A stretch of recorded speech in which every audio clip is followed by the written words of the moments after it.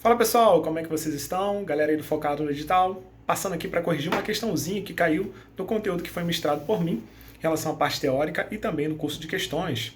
Caiu uma questãozinha de LDB, artigo 10, que solidifica o nosso gabarito. Vamos à questão? Deixa eu pegar aqui a minha colinha para ler. Conforme determina a Lei de Diretrizes e Bases da Educação, Lei 9394 de 96, os entes da federação são responsáveis por organizar, em regime de colaboração, os respectivos sistemas de ensino. É incumbência dos estados. Então, no artigo 9 da LDB, você tem a incumbência da União, artigo 10 dos estados e artigo 11 dos municípios, ok? Tinha que saber identificar. Nesse caso, nosso gabarito é letra A, tá, pessoal? Artigo 10, inciso 4, que é a letra A, ipsiliter. Vou ler para vocês. Autorizar, reconhecer, credenciar, supervisionar e avaliar, respectivamente, os cursos das instituições de educação superior e os estabelecimentos de seu sistema de ensino. Tá? Gabarito letra A. Letra B. Estabelecer diretrizes e procedimentos para identificação, cadastramento e atendimento na educação básica e na educação superior de alunos com alta habilidade ou superdotação. Nesse caso, é competência da União, tá, pessoal? Artigo 9. C. Prestar assistência técnica e financeira aos municípios para desenvolvimento de seus sistemas de ensino e o atendimento prioritário à escolaridade obrigatória, exercendo sua função redistributiva e supletiva. Também é competência da União, tá, pessoal? Artigo 9. Enquanto a letra B está no inciso 4, a letra C está no inciso 3, tá bom? Do artigo 9. Letra D, competência do município. Oferecer educação infantil em creches e pré-escolas e, com prioridade, o ensino fundamental, permitida a atuação em outros níveis de ensino, somente quando estiverem atendidas plenamente as necessidades de sua área de competência. Então fica aqui a correção da nossa questão que caiu sobre LDB aqui no Focado no Digital, gabarito letra A, tá, pessoal? Um beijo no coração, até a próxima. Tchau, tchau. Olá, pessoal. Eu sou a professora Roberta e estamos aqui para corrigir questões da prova Cefet 2024. Questão 7. O Centro Federal de Educação Tecnológica Celso Socorro da Fonseca, Cefet Rio de Janeiro, apresenta em sua organização básica diretoria geral, em que atua a Procuradoria da instituição. De acordo com o regimento interno da instituição, compete à Procuradoria. Então, temos aqui uma questão sobre regimento geral do Cefet. E eu preciso ler as alternativas e, dentre essas alternativas, encontrar aquela que trata de uma competência da Procuradoria que atua na Diretoria Geral do Cefet. Antes de lermos as alternativas, vamos ao artigo 9º do Regimento Geral, precisamente inciso 1º do artigo 9º. Veja, a Procuradoria compete prestar assistência jurídica ao Conselho Diretor, à Diretoria Geral e aos demais órgãos do Centro. Temos isso aqui exatamente na letra D de dado, é um copia e cola. A letra D diz exatamente isso: prestar assistência jurídica ao Conselho Diretor, à Diretoria Geral e aos demais órgãos do Centro. Então, realmente, copia e cola. Tem que saber exatamente o que está escrito no artigo 9º, inciso 1º, para responder a essa questão. Bom, vamos para a questão 8. A questão 8 já é uma questão da Lei 13.185 de 2015, a Lei Anti-Bullying.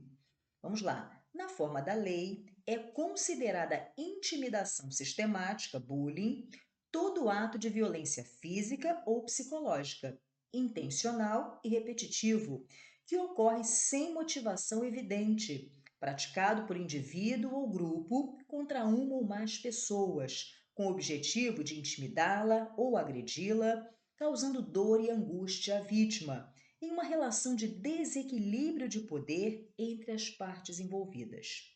De acordo com a Lei nº 13.185 de 2015, as ações praticadas que caracterizam o bullying social, veja, bullying social, são ignorar, isolar, excluir, perseguir, amedrontar e aterrorizar, difamar, caluniar e disseminar rumores, insultar, xingar e apelidar pejorativamente.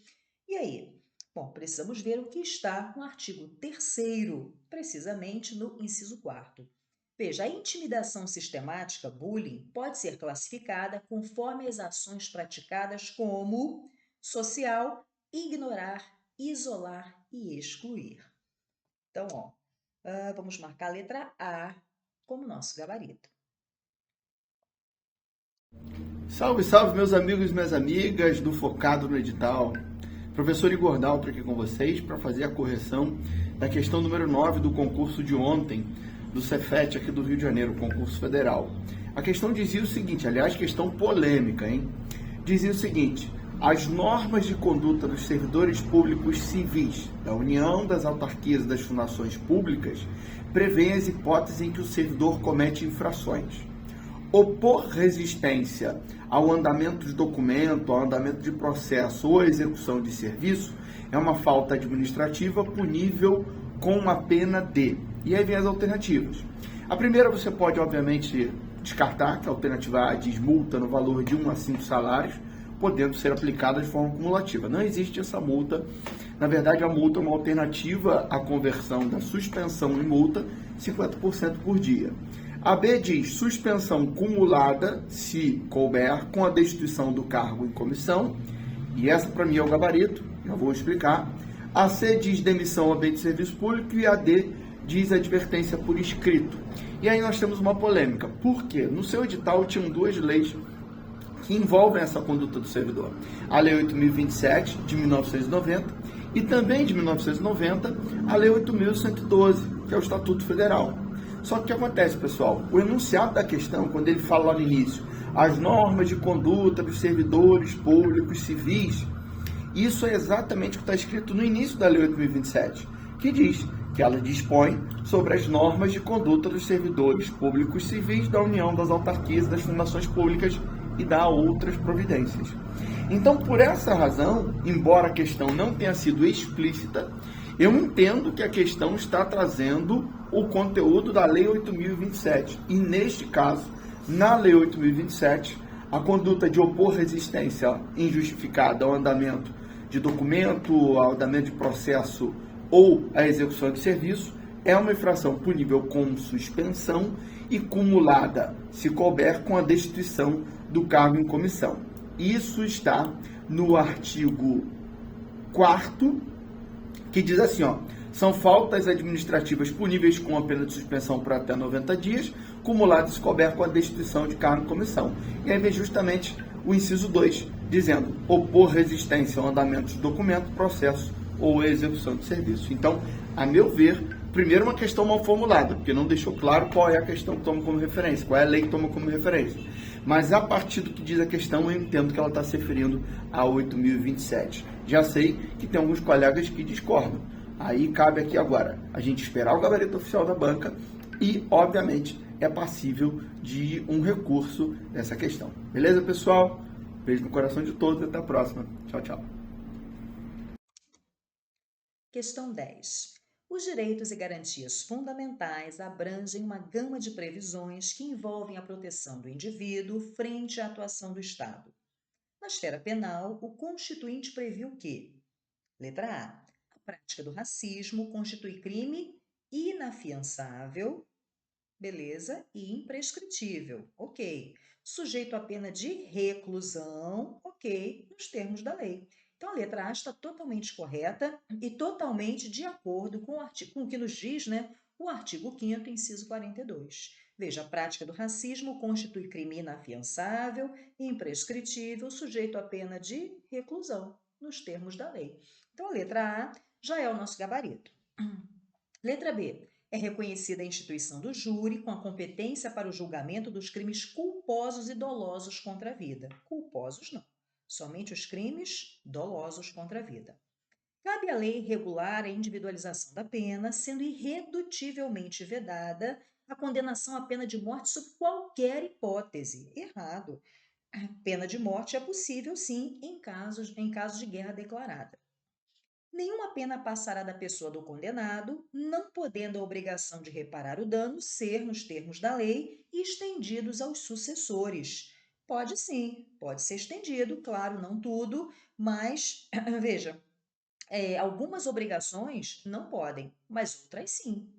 Então, por exemplo, se a pessoa for condenada à pena de reclusão, isso não pode ser estendido aos sucessores. Mas, por exemplo, for uma pena de perda de bens, isso pode sim ser estendido aos sucessores. Então, errada a letra D, ficamos realmente com a letra A, que é o nosso gabarito. Questão 31. A questão 31 já é sobre ECA. Então vamos lá. Na política de atendimento à criança e ao adolescente, o serviço de identificação e localização de pais, responsáveis, crianças e adolescentes desaparecidos está inserido nas linhas de ação da política de atendimento, diretrizes da política de atendimento, funções de membro do conselho ou políticas de atendimento. Sabemos que esse serviço está inserido nas linhas de ação da política de atendimento, conforme nos diz o artigo 87, inciso 4º. Veja, artigo 87, são linhas de ação da política de atendimento, inciso 4º, serviço de identificação e localização de pais, responsável, crianças e adolescentes desaparecidos. Por isso ficamos com a letra A. Questão 32, também uma questão de ECA.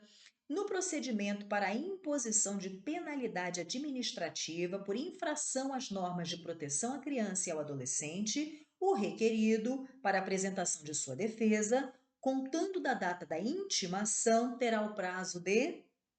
E aí, 20 dias, 15, 10, 5 dias? 10 dias, né? Gabarito, 10 dias, de acordo com o artigo 195. O requerido terá prazo de 10 dias para apresentação de defesa, contado da data da intimação, que será feita, e aí o artigo continua. Mas ficamos realmente aqui, 32, com a letra C de casa, que é o nosso gabarito.